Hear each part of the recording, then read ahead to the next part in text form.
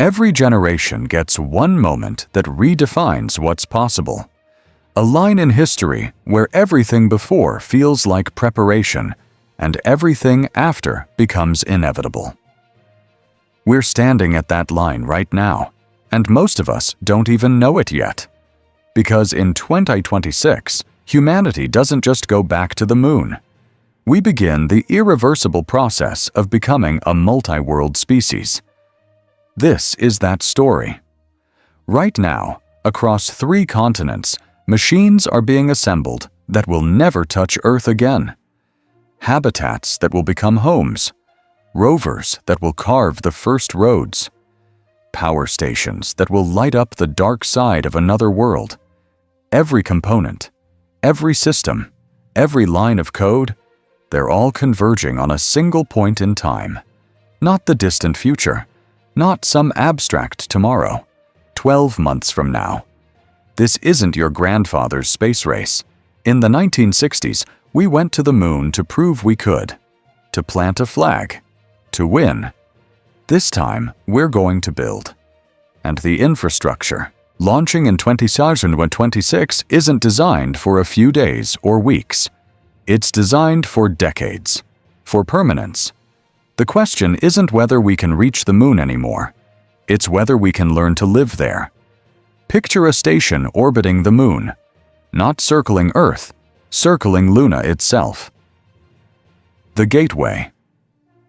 Throughout early 2026, the final modules dock together in lunar orbit. The habitation unit, the logistics hub, the airlock that will become the threshold between worlds. This isn't the International Space Station's younger sibling. It's something entirely new. A port. A way station. The first structure humanity has ever built in orbit around another celestial body. Astronauts will sleep there, transfer there, launch missions to the surface from there. It's the front door to the moon. And by mid-2026, that door swings open. Inside those pressurized modules, crews will float through corridors designed for extended stays. They'll monitor surface operations from windows that frame the lunar landscape below.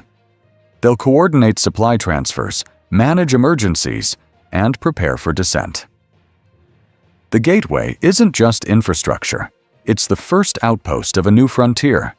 But the Gateway is just the beginning.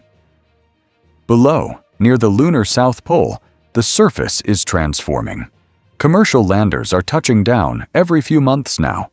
Not with astronauts, not yet, but with cargo, hardware, the bones of what's coming. Terrain mapping rovers roll out, scanning for ice deposits beneath the regolith. Solar arrays unfold like metallic flowers, drinking in that unfiltered sunlight. Communication relays plant themselves into the dust, creating the first wireless network on another world. And then there are the experiments. Test drills bite into ancient craters, searching for water frozen since the solar system was young. Mobile reactors demonstrate power generation in vacuum. 3D printers extrude structures from lunar soil, proving we can build with what's already there. Excavation equipment tests how to move regolith without atmosphere. Each piece of technology faces the moon's reality. The radiation, the dust that clings to everything, the temperature extremes that would shatter most materials. Every landing is a test. Every deployment is a lesson. Engineers on Earth watch telemetry, adjust protocols, refine designs. Because when Artemis III arrives at the end of the year, the moon won't be empty anymore.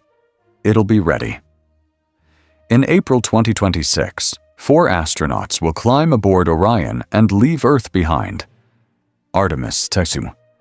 They won't land on the moon. They'll fly past it, around it. Closer than any human has been in over half a century. It sounds anticlimactic until you understand what they're really doing. They're testing the systems, the trajectories, the survival equipment, every protocol that Artemis III will depend on. They're proving that humans can endure deep space again. that we can navigate beyond Earth's protective embrace and return safely. They're measuring radiation, exposure in the Van Allen belts. They're validating communication systems across lunar distances. They're verifying that Orion's heat shield can survive re-entry at return velocities we haven't attempted in 50 years. They're not the advanced team. They're the proof of concept. And when they splash down in the Pacific after 10 days in the void, the final countdown begins. Everything learned from their mission feeds directly into Artemis III planning. Every anomaly gets addressed. Every system gets certified. By summer 2026, the pace accelerates. The human landing system, the vehicle that will actually touch down on the surface, undergoes its final tests in lunar orbit. Landing thrusters fire in vacuum. Airlocks cycle. Life support systems breathe. Cameras capture every detail, every performance metric, every stress test result.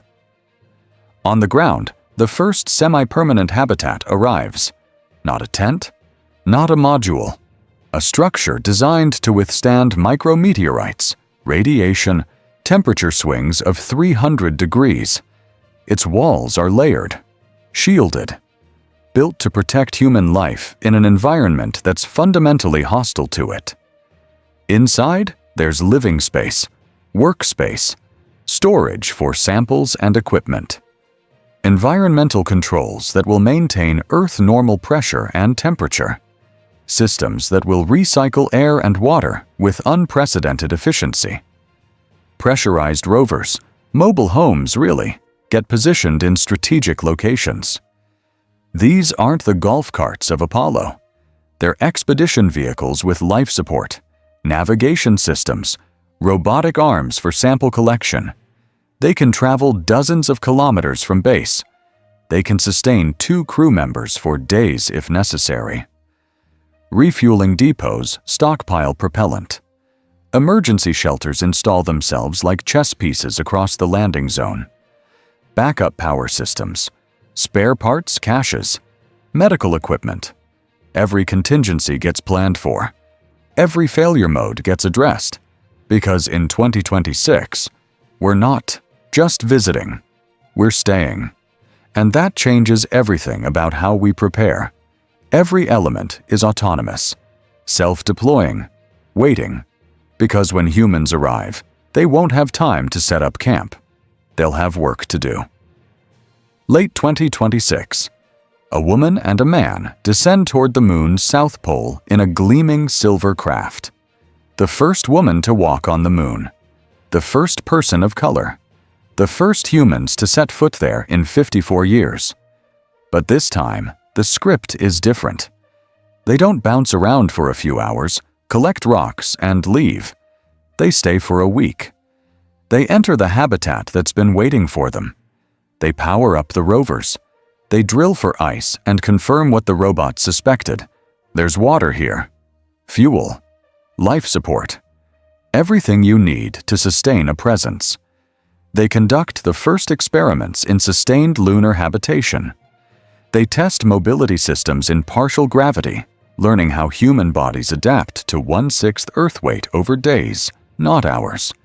They evaluate radiation exposure inside the habitat versus outside.